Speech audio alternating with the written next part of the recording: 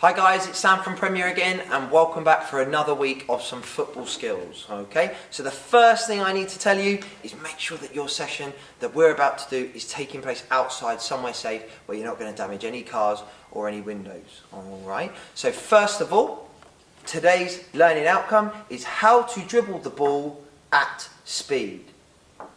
And our key words are dribble, control, and balance, and we're going to focus on why those three key words and how they will impact our learning today.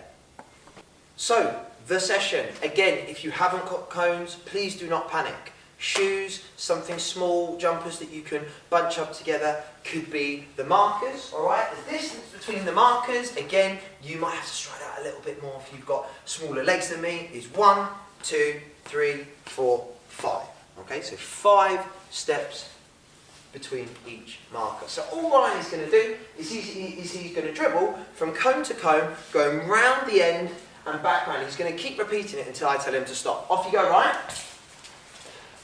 So if you remember last week, or in our last session, we did some dribbling in small spaces. Now Ryan's taken those skills into this session already. His touches, he's taken some smaller ones, then some slightly bigger ones, but if you see when he's changing direction, you should be able to answer this. He's using his inside and his outside of his foot. Stop there, please, Ryan. Well done.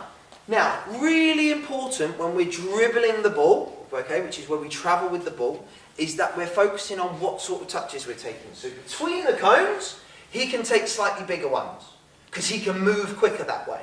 However, when he gets towards the cone, he needs to change direction. His speed drops and his touches get smaller. Ryan, could you show us a better example this time? Off we go.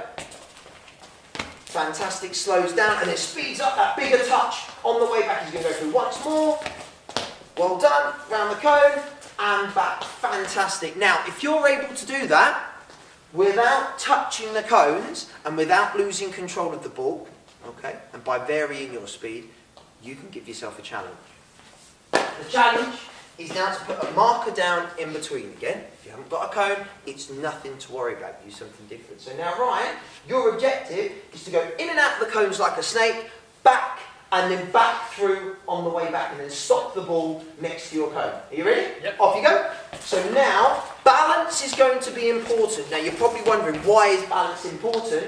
This is because he's changing direction. Now, when he goes in and out of the cones, what's really, really important is that he stays behind the ball. If he starts going to the side of the ball and going away, it's going to be hard to keep control. Now, we all know we have 2 feet to use, alright? So when we're going through, when the ball shuffles across, as you can see, I'm keeping nice and balanced. I'm not doing too much movement behind the ball. Now, if Ryan did find that easy, we can add an extra cone, but for now, we're just going to keep the 1 cone. Ryan, your challenge is really simple, and you guys at home are going to have exactly the same challenge. You've got to go in and out the cones and back and stop the ball dead, and we're going to see how quickly you can do it. Alright? On my mark, so again you're going to need someone to time you at home. Go!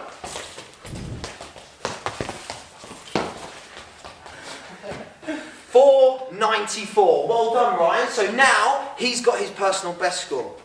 His challenge now would be to see if he can beat it by improving his skills. Alright?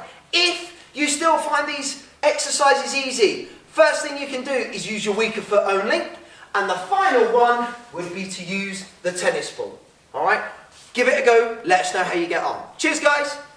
After our last dribbling session with Ryan, where we were learning to move as quickly as we can with the ball, if you were to teach me some of the key points to moving quickly with the ball, what would they be?